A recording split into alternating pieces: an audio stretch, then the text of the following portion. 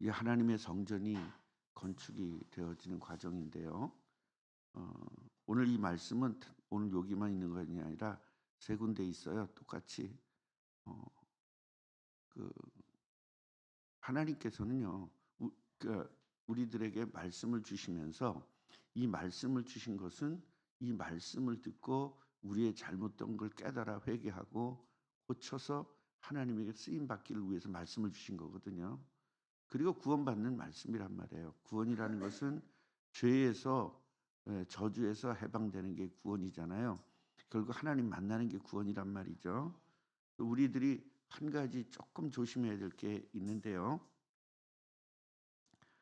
자, 오늘 16절 보면요. 금과 은과 놋과 철이 무수하니 너는 일어나 일하라. 여호와께서 너와 함께 계실지로다. 그랬죠.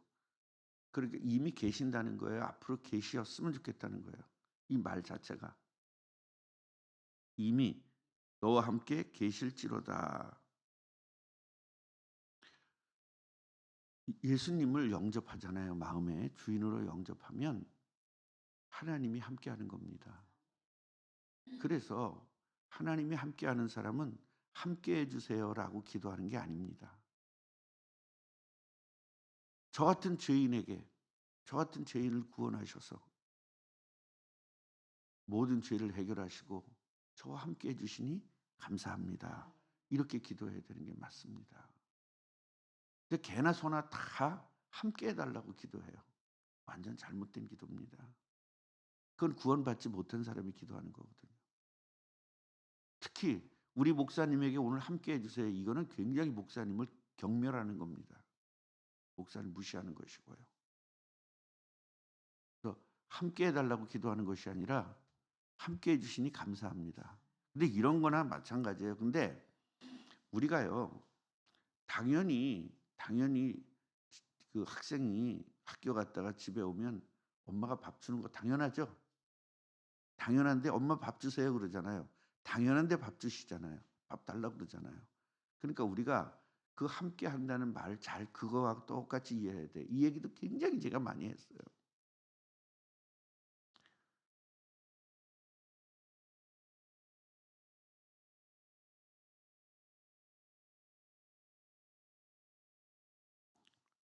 어, 이 다윗은요, 솔로몬에게 지금 당부를 하는 내용이에요. 내가 성전 건축하려고 이렇게 준비를 많이 했다. 오늘 여기 보니까 금 10만 달란트, 은 100만 달란트, 노 철을 무게를 달 수 없을 만큼 많이 준비했다는 거예요. 성전 건축하기 위해서. 그런데 하나님이 나에게 얘기를 했다. 넌 피를 많이 흘렸으니까 전쟁에서 피를 많이 흘렸으니까 너는 성전을 건축할 수 없으니 네 아들이 건축하게 해라. 그래서 그 성전 건축하는 솔로몬을 내 아들 되게 하고 또 솔로몬의 아버지가 내가 되게 했다. 아들과 아버지 관계로 가겠다. 그렇게 한 거예요.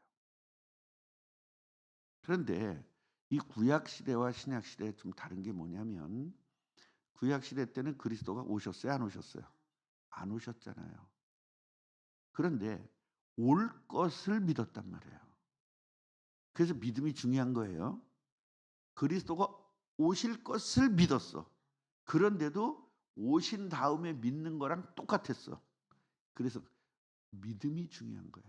믿음은 믿습니다가 믿음이 아니고 그리스도를 믿는 거예요. 하나님이 인간을 창조할 때 행복하게 창조했잖아요.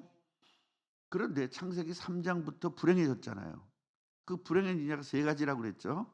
첫째는 마귀에게 속아서 원죄를 짓고 하나님 떠나서 그렇다. 그 누구한테 지배당해? 마귀에게 지배당한 거다. 그래서 인간이 고통당하는 거다. 그게 운명과 팔자다. 그런 말씀을 드렸잖아요. 그래서 인간은 고통스럽게 살 수밖에 없어요. 창세기 3장 사건 이후로. 그래서 창세기 3장 15절 여자의 후손으로 그리스도를 보내주겠다고 약속한 거예요. 그 약속을 언약이라고 해요. 그 언약인 그리스도를 붙잡은 사람은 모든 저주에서 해방되는 것이고 언약을 잡지 못한 사람은 다시 저주로 들어가는 겁니다. 그래서 이스라엘 백성을 통해서 언약을 놓치면 어디로 가? 저주로 가고, 다시 언약을 회복하면 복으로 가는 거예요. 그러니까 우리들도 빨리빨리, 우리들이 고통을 받는다. 그 얘기는 지금 뭘 놓쳤다는 거예요? 예수 그리스도 언약을 놓쳤다는 거예요. 그 언약을 빨리 회복해야 되는데 뭐라고 기도하죠? 하나님 왜 나한테 이래요? 이렇게 하지. 내가 그리스도를 놓친 걸 가지고 핑계를 누구한테 대요? 하나님에게 대요. 이런 말을 해도 우리 김윤석 원사님은 이해를 못할 거예요. 한 번도 그래 본 적이 없어서 오직 예수만 바라봤기 때문에 이해가 잘 안 되죠?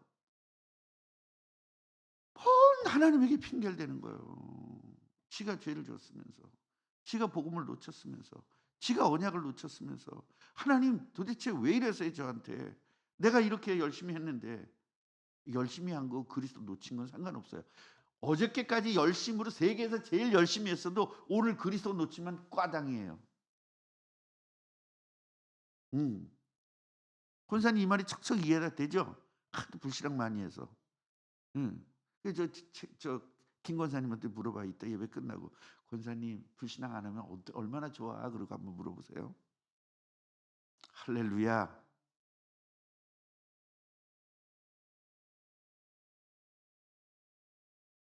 그래서 그리스도를 놓치면 저주 속에 들어가는 거예요.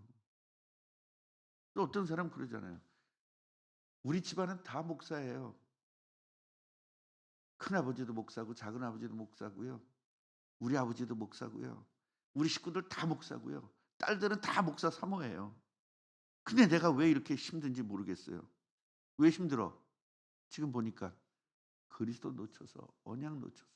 너 언약 놓친 적이 없는데요. 지는 놓친 적 없지. 근데 하나님 볼 땐 놓친 적이 있지. 그래서 우리가 주 앞에서, 하나님 앞에서 온전하라 그런 거예요. 이해가 되죠 이제? 온전한 말은 완전하라. 뭐 그냥 요만치도 문제가 없다 그 말이 아니라 예수 그리스도를 놓치지 말아야 된다. 예수 그리스도를 붙잡는 게 온전한 거예요.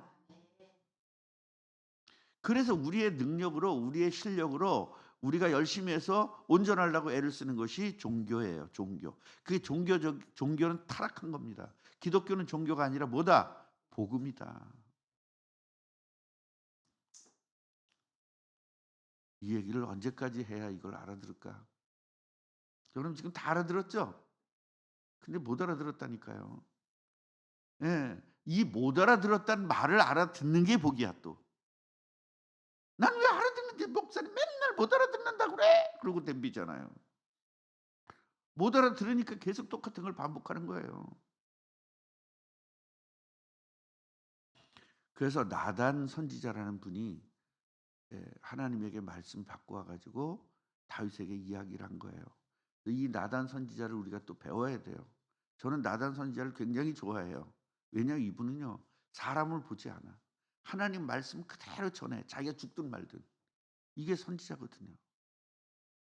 그래서 가짜 선지자, 진짜 선지자가 뭐냐면 가짜 선지자 그래도 공부를 안 한 게 아니에요. 똑같이 공부했고 똑같이 선지자 된 겁니다.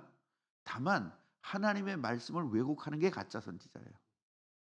가짜 목사가 뭐냐면 여러분 가짜로 목사 된 게 아니고 똑같이 신학교 나와서 똑같이 시험 봐서 똑같이 목사가 됐는데 가짜 목사는 뭐냐면 사람들을 위해서 설교하는 거예요. 하나님의 말씀을 전하는 게 아니라 사람들이 듣기 좋은 말만 하는 거예요. 그래야 우리 교회 사람들이 안 떠날 테니까. 사람들을 꼬시는 설교하는 거 이게 가짜 목사예요. 목사는요. 바르게 말을 해야 돼요. 성경에 있는 말씀을 바르게 전해야 돼요. 집사님 혹시 목사님에게 야단 맞아 본 적이 있으세요? 많이? 응. 그 목사님이 바르게 하는 거예요. 야단 쳐주는 목사가 최고예요. 나는 약간 좀 모자라는 목사라 야단을 덜 쳐. 그죠? 권사님. 잘못하면 혼나죠? 예, 그게 바른 목사예요.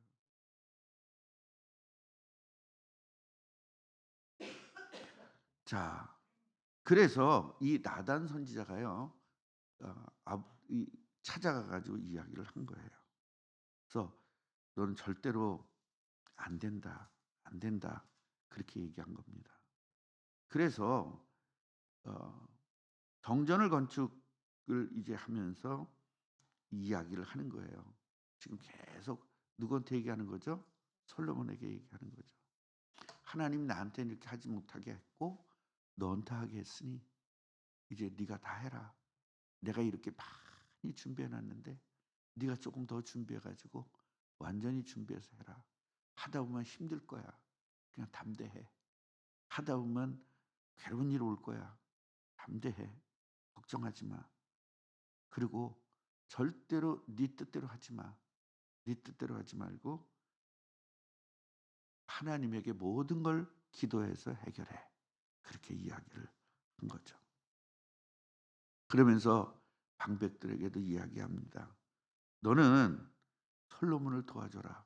너희들 솔로몬을 도와줘라." 그래서 이 다윗 왕의 방백들, 지금으로 얘기하면 장관들이에요.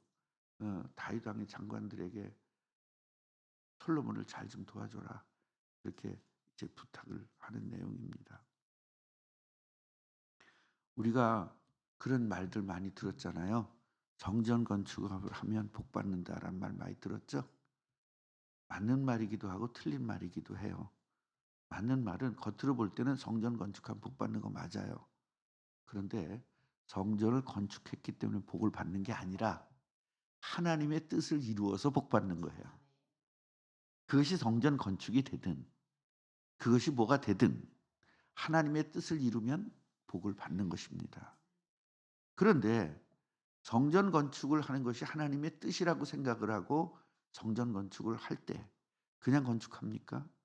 다 자기 집을, 이제 일반 모든 건축을 할 때는요. 다 자기 집을, 그거 뭐야 그거. 자기 집을 담보로 놓고 다 대출을 하고, 예, 어떤 사람 집을 팔아서 전세로 가요. 그리고 그걸로 헌금을 하고, 또 전세 살던 사람은요. 전세를 빼 가지고 그리고 월세를 살면서 그걸 해요. 그렇게 해서 성전 건축을 한 거지, 우리나라에 있는 교회들이 어느 날 하늘에서 뚝 떨어진 게 아니에요. 성도들이 이렇게 눈물과 피눈물을 흘리면서 그 자기 재산을 다 드리면서 성전 건축을 한 거예요. 그렇게 해서 이 교회들이 이렇게 세워지게 된 거거든요. 거기는 성도들의 다 눈물과 희생이 있는 겁니다. 그래서 여기 저 어디야 인천에 있는 그 방주처럼 지은 교회가 있는데요. 교회 이름이 뭐 갑자기 생각이 안 나네. 주한제일교회, 예, 주한장로교회인데요. 거기는요. 권사님들이요. 1억씩을 헌금했대요. 그 권사가 몇 명이게? 그냥 많아 셀 수도 없어. 예, 1,000명이 넘어 권사가. 예. 그 1억씩을 전사들이 헌금을 했고 장로님들은 한 5억씩 헌금했고 이제 이랬어요. 장로들이 몇 명이게? 그냥 많아. 그런데 그거를 목사님이 그렇게 시킨 게 아니라 자기들끼리 결정을 한 거예요. 결정을 해 가지고, 그러니까 1억을 헌금하려니까 1억이 어딨어요. 권사님 1억 있어 없어? 없잖아. 권사님 주한장로교회 못 가. 1억이 없으니까 그 1억을 빚을 내서 헌금을 한 거예요.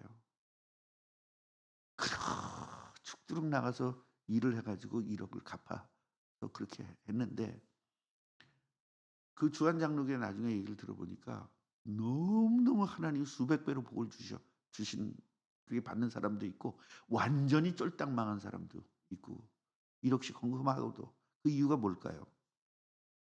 그 이유가 진짜로 정말로 하나님의 성전이 너무 귀해서 헌금한 사람도 있지만 남들 다 하는데 나만 할 수가 없어서 한 사람들, 요런 사람들은 망하는 거예요. 그게 누구죠? 아나니아와 삽비라. 그래서 우리는 항상 마음과 중심이 하나님에게 갖춰져 있지 않으면 절대로 우리는 안 된다는 겁니다. 그래서 이 성전 건축을 하면 복을 받는다는 말은 맞는 말이고, 또 저주받는 말도 맞는 말인데 성전 건축해서 복을 받은 것이 아니라 하나님의 뜻인 성전을 건축해서 복 받은 거예요. 여러분 절대로 앞으로라도 흔들리지 말고 우리 꿈나무 교회도 이제 어 이렇게 같이 합병을 하고 그렇게 되면 교회가 부흥이 많이 될 겁니다. 부흥이 되면 건축을 다시 해야 됩니다. 그때 정말로 최선을 다해서 헌금해서 여러분 최고의 복을 받는 여러분 되기를 주님의 이름으로 축원합니다. 하나님 감사합니다.